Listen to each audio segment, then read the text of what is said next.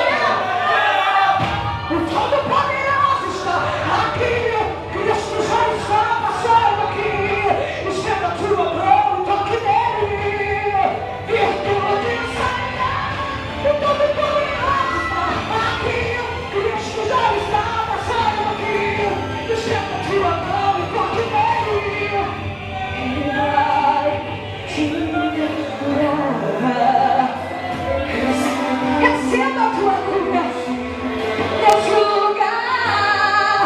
O Todo-Poderoso, Ele está aqui. Eu agradeço a oportunidade das palmas para você. Que bênção, né, meus irmãos? É maravilha.